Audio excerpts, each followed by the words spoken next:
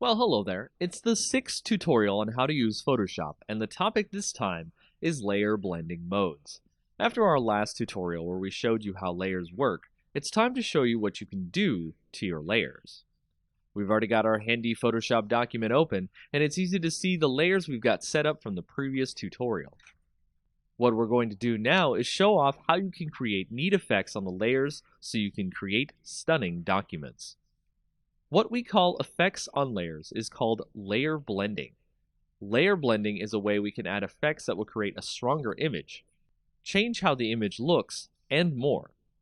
Right-click a layer over here and click on Blending Options. Once you do this, you can see a wealth of options here to add effects to your layer. One option that is quite popular, especially with text, is the stroke option. The stroke option allows you to create an extra highlight of color around the object in your layer. Doing this can create a nice border effect to make objects stand out. The next option that can have a great effect on your image, and one you will get used to quickly, is drop shadow. Drop shadow makes your object look like it's floating above whatever you have it over in your layer order.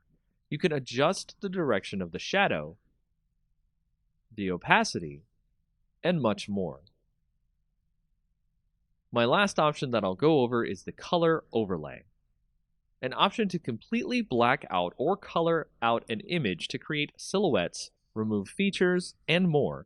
The color overlay can allow you to create some interesting backdrops for your future images. There are more options in the layer blending menu, and I encourage you to check them out and see what works best with your images.